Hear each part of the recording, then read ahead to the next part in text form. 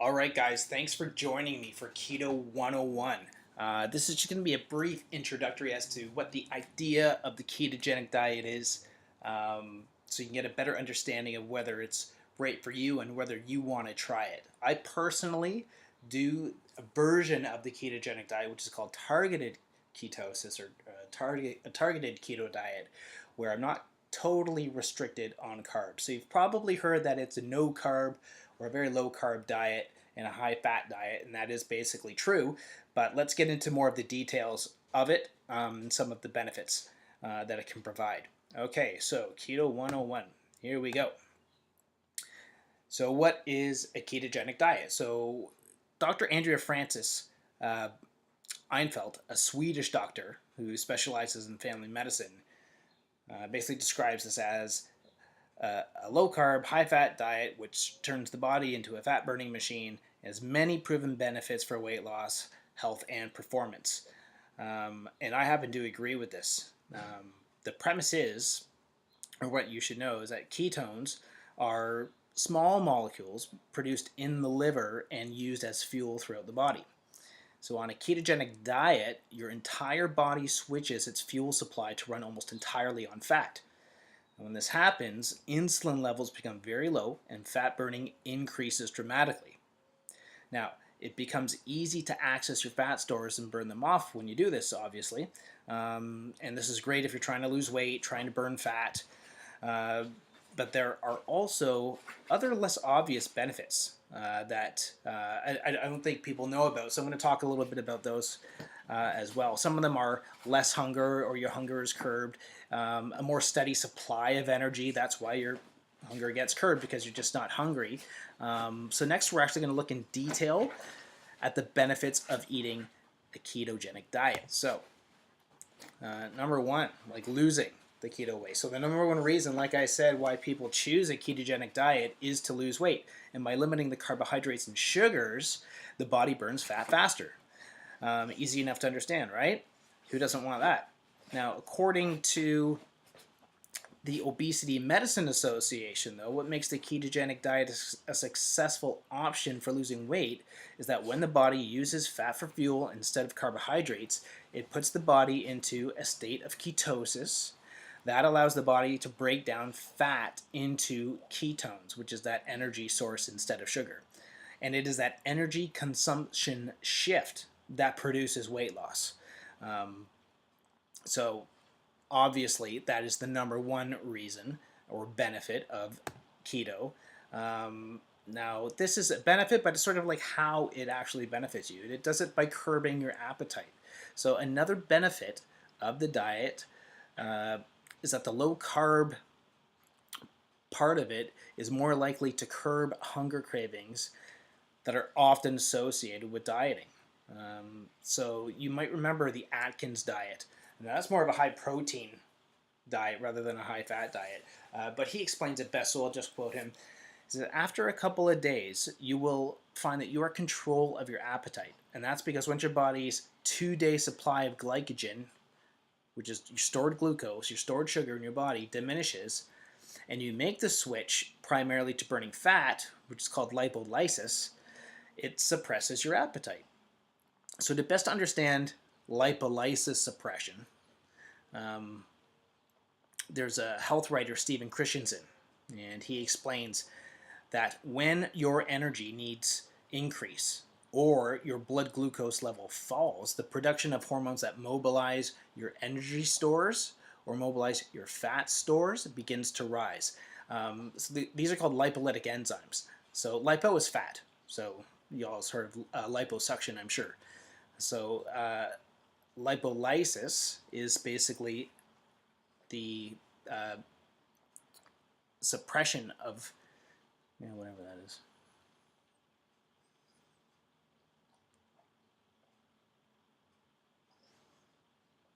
Yeah. So these hormones, called glucagon and adrenaline, stimulate lipolysis, which involves the breakdown of triglycerides stored in your fat tissue.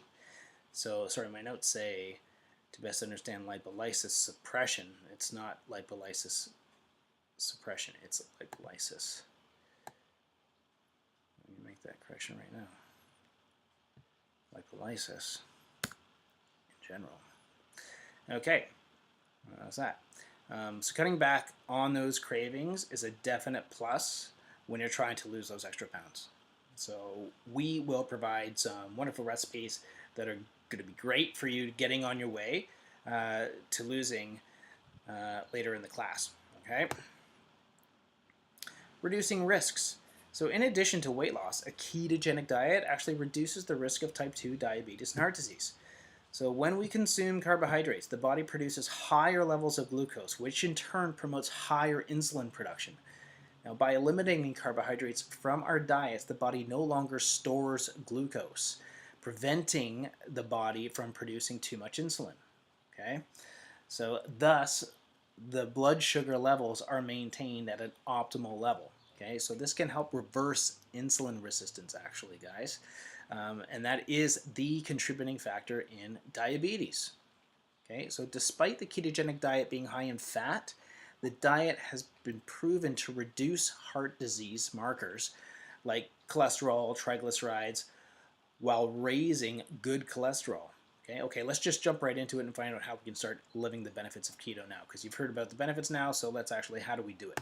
Okay, what's on the menu? What can we actually eat? Okay, so now that we understand what the ketogenic diet is, and we've gone over some of the benefits, let's get into what you are actually allowed to eat, right? So, per the Keto Summit online, keto acceptable foods include non-starchy vegetables, berries, meats, organ meats, peas and greens, healthy fats, lemons, limes, nut butters, nut milks, bone broth, gelatin, vinegars, shellfish and other seafood, nuts, seeds, herbs, spices, avocados, olives, coffee, tea, coconut, eggs, everything basically.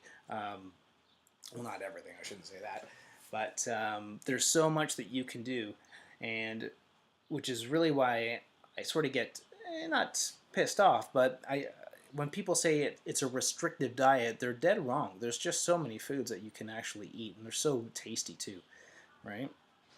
So let's move on and see what you actually have to ditch. Okay, so basically, it's sugars.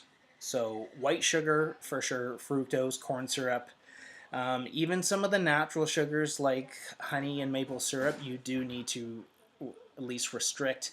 You can have a little bit more if you're doing what I'm doing, which is called targeted ketosis. And all that really means, I'll just tell you, targeted ketosis means you can have a little bit more carbohydrate on days that you exercise, particularly weight train, and you have the carbohydrates after you weight train. So your glycogen levels are really depleted, so that when you do ingest them, they just go right back to your muscles in your liver. So that's targeted ketosis. But in general, on days that you don't train or if you don't work out, you need to limit those sugars, okay? Along with grains. So anything wheat, white flour, even quinoa, it's still a carb food. Rye, couscous, rice, wheat flour, oats, barley, cornmeal, all these things, they're some of them actually have nutrition in them, but we're not talking solely about nutrition. We're talking about macronutrient management, or basically the management of proteins, fats, and carbohydrates, okay? It's not saying that they're bad foods, but they just don't fit into the ketogenic diet, okay?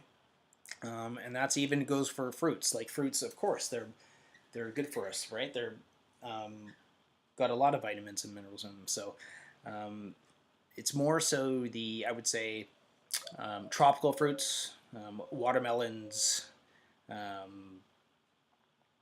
what else? Mangoes, that sort of thing, that are high in sugar. Bananas, watch out for it too. And then, of course, all processed foods, sodas, juices, alcohol is a big one, right? Alcohol is basically a highly concentrated sugar. I will give you guys a more exhaustive list at the end of this webinar, okay? All right. So how can you actually implement it into your daily lifestyle? Well, let's start with the beginning of the day. Now, for me, I actually practice along with the ketogenic diet. I practice intermittent fasting, so I do not eat breakfast. That's a whole other webinar, though. I'll do that some other time for you. But in the beginning, if you're not doing intermittent fasting and you're eating breakfast, there's so many cool options you can do. What you're looking at right now is a crustless mini quiche, right? So basically just made with eggs and some herbs and that sort of stuff. There's also chard and sausage hash. That's a good one. What else is good? Maple sausage patties. Those are good. Again, we're going to be giving you guys some recipes so that you can follow along and get the most out of this. Lunch, of course, right? Lunch is just sort of like, it's usually the toughest meal for people to eat because they're usually on the go with their busy lives. That planning and preparing healthy lunches is usually a challenge, but it is worth it to take the time to prepare your meals. So, I mean, look at this is basically like meat and vegetables. If you can cook that the night before and pack it away, you're good to go, right? But there's great recipes: crisp salami and cheese, mini pepper nachos, cauliflower fritters. Great stuff. Dinner, a little bit easier, I think. And dinner's so good. Dinner is a time to sit down with the family and discuss the events of the day over like a delicious, nutritious meal, or by yourself, whatever, right? The day is done. You've given yourself to the world, and now it's time for you, right? So planning and eating well is a great way to be present in the moment with your food, and to share something very special with either yourself or with your family, right? But there's great recipes for dinner. There's a sausage fried rice, which isn't really with rice, but a keto lasagna, really good. Stuffed manicotti, which sort of gives you the illusion that you're eating pasta, but you're not. So it's, like I said, you will want for nothing on this diet. And I don't even like calling it a diet. I like calling it a way of eating. Best for last, of course, right? Rest assured, dessert is still on the table and in full force. Believe me, I've had some really good keto uh, desserts, right? So thankfully, so many people have actually made the move to the ketogenic diet that countless healthy recipes out there are constantly rolling in. So if you have a sweet tooth, you can have all this stuff without the added sugar, right? What you're looking at now is called Mom's Texas Brownies. Really good. No Bake Cheesecake, I've had that one as well. We also have another recipe for you here called Keto Chocolate Chip Cookies, which I haven't tried yet, but I'm really excited to. Okay. Tame that tummy rumble, right? So, snacks basically is what we're going to be talking about here. It's important that when you are trying to change bad eating habits, that you always be prepared for those sneaky cravings.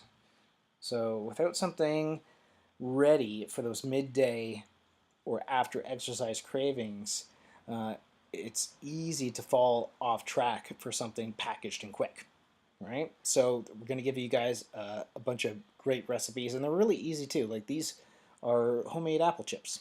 Easy. It's basically just sliced baked apples.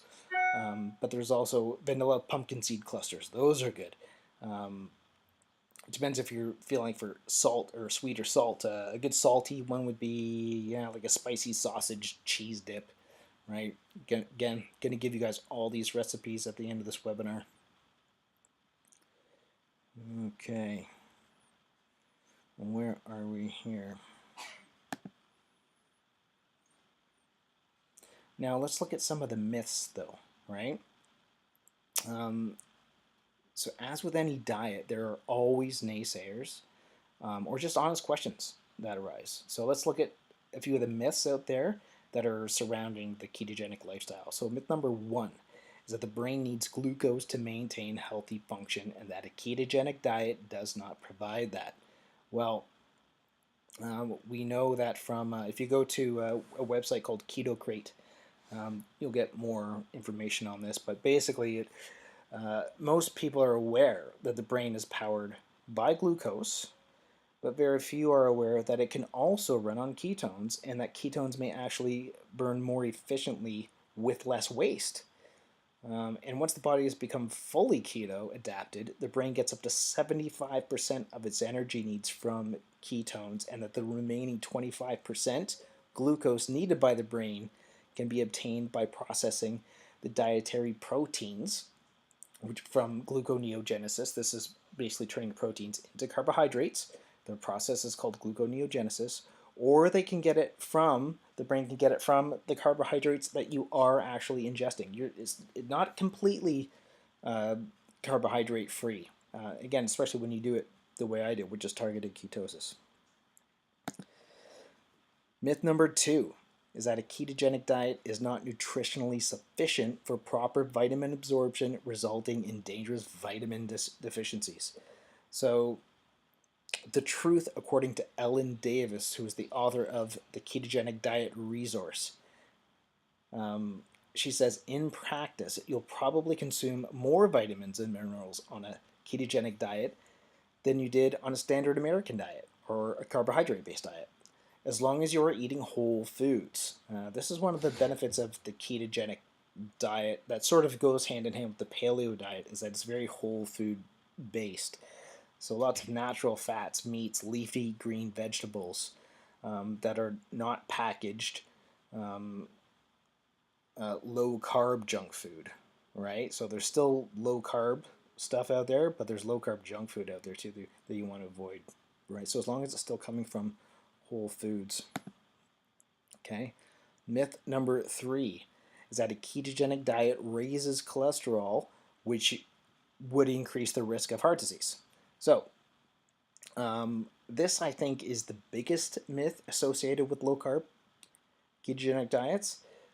It's based on the lie that saturated fat and cholesterol cause arteriosclerosis and heart disease. Now, there has never been any scientific study, published or unpublished, which links cholesterol or saturated fat to heart disease. It's just sort of been dogma all these years, and it started with a study, a really bogus study, I think in the 60s or 70s by Ansel Keys. You can look up the Ansel Keys study and how it was very skewed, and that started this whole low fat thing. Um, so there's that. But now, of course, the best fats, again, come from things like nuts, nut butters, seeds, avocados, clean oils, fish, meats that are all whole foods and organically raised or pasture raised animals. That's a very important thing that I want to say, is that pasture raised or naturally raised animals that are not fed grains, okay, grass fed or pasture fed animals. Grain fed animals, their fats are different and they're pro inflammatory. Naturally raised grass fed animals, along with all the other, like I said, nuts, avocados, seeds, and that sort of thing, when everything is farmed naturally and organically, the fat content is very high in omega-3s, which are anti-inflammatory, as opposed to omega-6s, which are pro-inflammatory. So get your grass-fed animal meats and your organically grown fruits and vegetables. Now, are there any side effects? Well, when making the switch from a carbohydrate diet to a low carb and high fat diet, the body will need an adjustment period.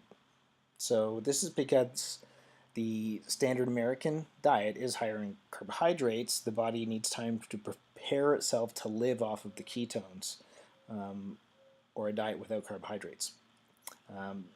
So the adjustment period is known as the keto flu, and it'll typically last for a week or two. And there are some symptoms, fatigue, sugar cravings, of course, sometimes dizziness or brain fog, nausea, sleep issues, that sort of thing. So luckily there are some things that you can do for your discomfort of that, just a week or possibly 2 weeks. So some ways you can combat the keto flu are to add more fats. This will give your body the added energy it needs while making the conversion from using glucose to using ketones for fuel. adding more calories. Again, remember you're coming off of a high carb diet, so you need the added calories to transition to these other foods, especially if you're active. Okay. Um, Tip number 3 is to actually add more salts. So your insulin levels will drop on the ketogenic diet. Tip number 3. So you will not retain excess water, thus losing sodium. And we know that sodium is actually a good thing. Our bodies need it. It's an electrolyte, right? That's another misnomer that sort of went through the high fat thing, is the high salt thing. Now, white table salt, just pure refined salt, is poison, but we're talking about getting good Himalayan rock salt or a good Celtic sea salt, which is actually minerals, basically. And tip number 4, drink enough water. So due to the water loss, you may experience headaches, fatigue, nausea, all that keto stuff. So just make sure that you are drinking enough water to combat this, right? I should also mention that at this point that there are exogenous ketones that you can ingest to kickstart yourself into ketosis. There's a good supplement called Prove It, which is it's actually a tasty powder. I've had it, and it sort of tastes like an orange creamsicle, right? Drink. I'll give you the link at the end of this webinar of where you can get it. But basically, you can sort of just supplement on that, and that'll make the transition go a lot easier. So again, I'll let you know where you can get that. Okay. Also, adding bone broth to your diet. So a good way to get many of the nutrients that are needed in that first week is to drink a nice warm cup of bone broth. And I'll give you a recipe again at the end where you can, or on how you can make your own. Okay, but it provides everything that would be lacking or that your body's going to be craving, which is basically more fat, more salt, more water. I know these are things that maybe in the past you thought are not good for you, but it's actually very, very nutritious for you. Okay. Now, once you're doing this and you're getting into this, don't forget to celebrate your victories. Don't forget to check in along the way of your journey and to celebrate your successes, like with anything, whether you're doing it with a new exercise program or a new way of eating, like you're going to be doing here, right? So what you are embarking on, for some, is not easy. For me, it was a relatively easy transition because I was eating a lot of fats anyway, so just cutting down the carbs was not a big deal, right? But for some, it's not easy, and there will be struggles along the way.